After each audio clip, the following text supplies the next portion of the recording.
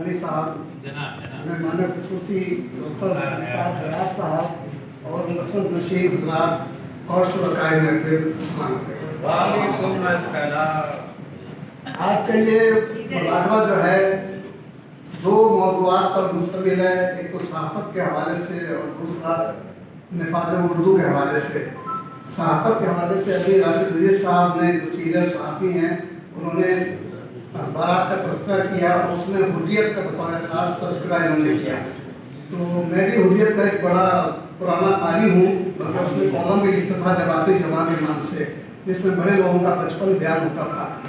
تو مجھے حریت اخبار کی ایک خبر بتا رہا ہوں, آپ دیکھیے تھوڑا سا ملا کا پہلو بھی ہے اس میں کہ وہاں ایک حیا قوم خاں شیرپاؤ ہوتے تھے سرحد میں, انہوں نے صوبائی اسمبلی کا الیکشن لڑا اور خان قیوم خان جو مرد اہم ہوتے تھے ان کے مرد مقابل تھے, اور شومی قسمت سے خان عبدالقیوم خان ہار گئے اور حیا قوم خاں شیرپاؤ جیت گئے. تو حریت اخبار نے کیا سرخی لگائی, اس نے لگایا کہ پاؤ نے شیر کو ہرا دیا. آپ دیکھیے یہ حریت کا تھا, اس نے یہ سرخی لگائی کہ پاؤ نے شیر کو ہرا دیا. اسی طریقے سے جب شیخ عبداللہ کو گرفتار کیا گیا تو انہوں نے شیخ عبداللہ بن نام کے ساتھ باقاعدہ ہتھکڑی پہنائی اپنی لیل سرخی میں. تو اس طرح کی انہوں نے بہت جدتیں کی تھیں, اور واقعی حریت اخبار یعنی جدید اخبارات میں ایک طرح امتیاز رکھتا ہے, اس کا ایک بڑا مقام رکھا ہے. تو مختصر سے بات ہو گئی. اب ہمارے خالد منترا صاحب نے کچھ وکیلوں کی باتیں کی تھی, اس پہ بھی میں تھوڑا عرض کر دوں کہ میں اس فیصلے کے خلاف لٹیگیشن میں گیا. فخر الدین ابراہیم میرے وکیل تھے, ہمارا بہت آنا جانا رہتا تھا افتخار چودھری کی کورٹ میں. تو جب ایک ججمنٹ آیا تو وہ بہت اچھا آیا, ہم لوگ ججمنٹ کو پڑھا اور بڑی خوشی ہوئی تھی, تو ہمارے حق میں ہے. پھر بعد میں اسٹیٹ بینک کی خوشی کا اظہار کر رہا تھا کہ ہاں ججمنٹ تو ہمارے حق میں ہے. اب یہ ہمارے لیے بڑی پریشانی کی بات تھی کہ اسٹیٹ بینک بھی کہہ رہا ہے کہ ہمارے حق میں ہے, اور ہم لوگ جو ایگریڈ تھے وہ بھی کہہ رہا ہے کہ ہمارے حق میں. پھر میں نے جو اسٹیٹ بینک کے پہلے گورنر تھے زاہد حسین, ان کے صاحبزادے اسلم زاہد صاحب تھے یہاں جو چیف جسٹس سے رہ چکے تھے, میں نے ان کو فون کیا. میں نے کہا اسلم زاہد صاحب مجھے کہ آپ کو ججمنٹ دکھانا ہے اور بتانا یہ ہے کہ یہ کس کے حق میں ہے. تو انہوں نے ججمنٹ پڑھا اور کہنے لگا کہ یہ دونوں کے حق میں ہے. انہوں نے کہا اگر اسٹیٹ بینک سمجھتا ہے کہ آپ کی جو مشکلات ہیں کہ آپ کو ریلیف دینا ہے تو وہ دے سکتا ہے اس ججمنٹ پر, اور اگر آپ لوگ چاہیں تو آپ بھی مزید ان کے لیے وہ کر سکتے ہیں. تو آج کل ایسے ججمنٹ آ رہے ہیں کہ وہ دونوں کے حق میں ہوتے ہیں. تو یہ ہمارے عدالتوں کا ایک مختصر طرح بتایا ہے. اسی طریقے سے اردو کے حوالے سے جو ججمنٹ آیا ہے اس میں بھی یہی کچھ کاغذ کی گئی ہے کہ حکومت کو کہا گیا, باب اختیار کو اختیار کو کہا گیا ہے, لیکن اگر وہ چاہتے تو باقاعدہ ایک فوری حکم کے ذریعے سے وہ اردو کا نفاذ عمل میں آ سکتا تھا. خیر یہ تو جملہ متبادل تھا. اب میں مختصر طور پر وقت بہت ہو چکا ہے تو مختصر طور پر اردو کے حوالے سے تھوڑی سی بات کروں گا. تو میرا بھی تعلق نفاذ اردو سے بڑا رہا ہے. ڈاکٹر مبین اختر جو انہوں نے اردو کے لیے بڑی قربانیاں دی ہیں اور بڑی جدوجہد کی ہے اور بڑی مہم چلائی ہے, جو ان کے ساتھ گزشتہ 10-15 سال سے وابستہ ہوں.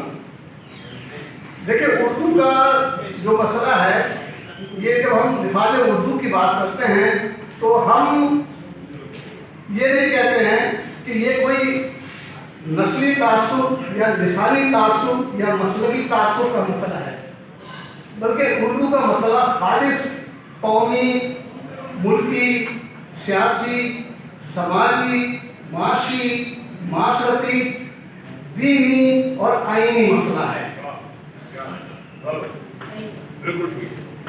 اب آتے ہیں مختصر طور پر دینی مسئلے کی طرف.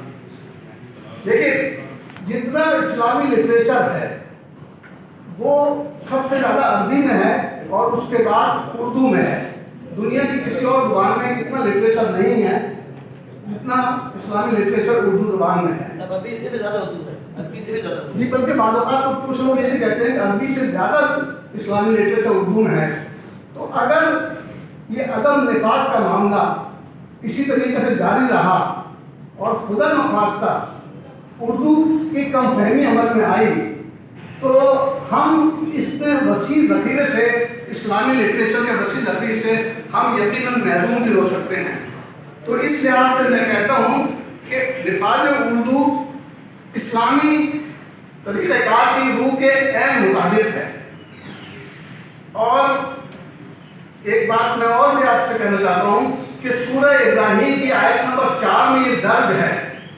اللہ تعالیٰ فرماتے ہیں کہ ہم نے اپنے رسول بھیجے دنیا میں اور انہوں نے جو ہم نے پیغام دیا ان کو انہوں نے اپنی قوم اور اپنی زبان میں اپنی قوم کی زبان میں وہ پیغام پہنچایا، اس لیے کہ وہ اپنی زبان میں زیادہ بہتر انداز سے سمجھا بھی سکتے تھے اور ان کی قوم بھی زیادہ بہتر انداز میں اس پیغام کو سمجھ بھی سکتی تھی.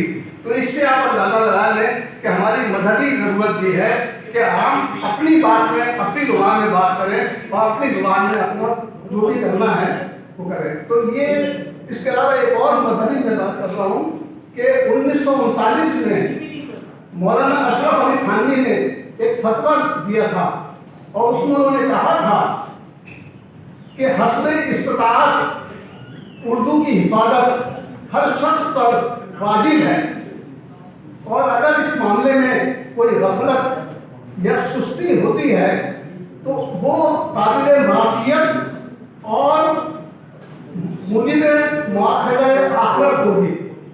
یہ ان کا فتویٰ ہے جو 1939 میں مولانا اشرف علی تھانوی صاحب نے دیا تھا جو دیگر عالم دین تھے.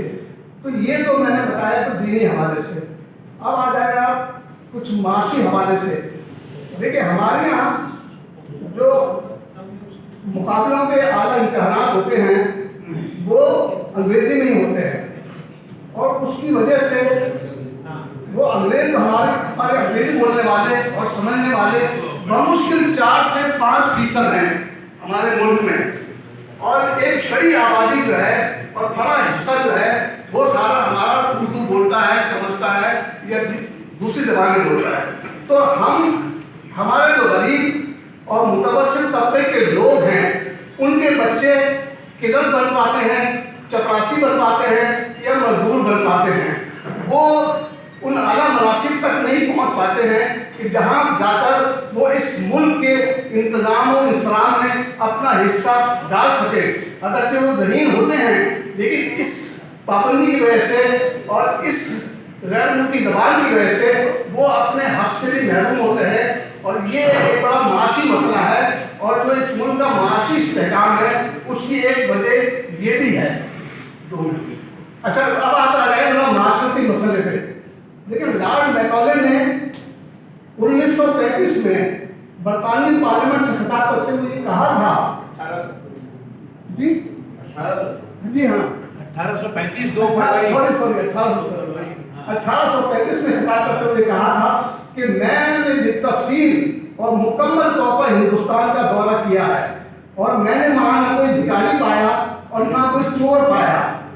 اگر ہمیں کسی قوم کو شکل دینی ہے تو ہمیں ان کی زبان، ان کی تہذیب، ان کی ثقافت کو تبدیل کرنا ہوگا اور اپنی زبان، تہذیب اور ثقافت ان پہ مسلط کرنی ہوگی اگر ہمیں حکمرانی کرنی ہے ان لوگوں پہ. اور یہی عمل جاری ہوا اور رفتہ رفتہ جب جیسے انگریز آتے گئے تو آپ دیکھیں اس کے بعد سب سے پہلے آہستہ آہستہ علم دین خارج ہوا. اس کے بعد اردو، عربی اور فارسی کی جگہ پہ انگریزی زبان کو ترقی دی گئی، اس کو تربیت و فروغ دیا گیا. یہاں سے ہماری مصیبتوں کا آغاز ہوا. اچھا اب آپ آ جائیں آئینی طور پر بھی پاکستان کے اب تک 3 آئین بنے ہیں. تینوں آئینوں میں یہ بات صراحت کے ساتھ درج ہے کہ پاکستان کی قومی اور سرکاری زبان اردو اور صرف اردو ہوگی. لیکن اس کے بعد قائد اعظم نے بھی اس سے پہلے بتکرار اس بات کا 2-3 دفعہ اعلان کیا ہے کہ پاکستان کی قومی زبان اردو اور سرکاری زبان صرف اردو ہوگی. اس کے بعد 2015 یعنی آج ہی کے دن 8 ستمبر 2015 کو اس ملک کی عدالت عظمیٰ کے سب سے بڑے مشرف اعلیٰ نے بصراحت یہ فیصلہ کیا تھا کہ فوری طور پر اردو کو آئین کے تحت اس ملک کی قومی اور سرکاری زبان کی حیثیت سے نافذ کیا جائے.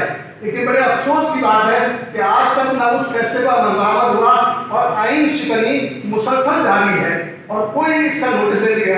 میں نے کئی دفعہ کوشش کی کہ توہین عدالت کے مقدمات دائر کروں ان اداروں کے خلاف جو یہ قانون کی خلاف ورزی کر رہے ہیں, آئین کی خلاف ورزی کر رہے ہیں, فیصلوں کی خلاف ورزی کر رہے ہیں, لیکن وہ درخواستیں سماعت کے قابل نہیں سمجھی جاتی ہیں, اور نتیجہ جو ہیں بھی سب سماعت کے قابل اور جو داخل بھی ہیں ان پہ کوئی نہ تاریخ لگتی ہے نہ ان کے لیے کوئی ایسا فیصلہ ہو پاتا ہے. تو یہ ہماری بدنصیبی ہے کہ اس کے باوجود ہمیں یقین ہے کہ اردو اس ملک کا مقدر ہے. لیکن پاکستان کا قیام میں دو اہم بنیادیں تھیں, ایک اسلام تھا اور دوسرا اردو زبان. اور میں آج بھی یہ سمجھتا ہوں کہ اگر ہمیں پاکستان کو متحد رکھنا ہے تو یہ دو چیزیں ہمارے لیے زیادہ راہ ہیں اور ہمارے لیے ان کو عمل کرنا ضروری ہے. تو پاکستان کے لیے ہم آخر میں ٹائم تک میں ابھی کھڑے ہو گئے تھے, آخر میں دو جملے کہوں گا میں کہ اگر آپ لوگوں کو اردو سے محبت ہے تو آپ یقیناً نفاذ اردو کے لیے پلیز کام کریں. اگر آپ کو پاکستان سے محبت ہے تو آپ پاکستان کی ترقی اور استحکام کے لیے اردو کے لیے کام کریں. لیکن ان دونوں سے بہتر یہ ہے کہ آپ اسلام کی محبت کے لیے کام کریں. اس سے پاکستان کا استحکام بھی ہوگا, دین کا بول بالا بھی ہوگا, اور ظالمانہ استحصالی نظام ہے اس کا بھی خاتمہ ہوگا. تو اور اس کے علاوہ ایک آخری بات یہ ہے کہ آپ کو آپ کی اس جدوجہد کا رب کے یہاں بھی اجر ملے گا. اور آخر میں ایک شعر کہہ کر اپنی بات ختم کرتا ہوں کہ دین کی عظمت بڑھائیں, قوم کی عزت کریں. دین کی عظمت بڑھائیں, قوم کی عزت کریں, ہو سکے ہم سے تو کچھ اردو کی بھی خدمت کریں. شکریہ. آپ احتساب کیا آپ نے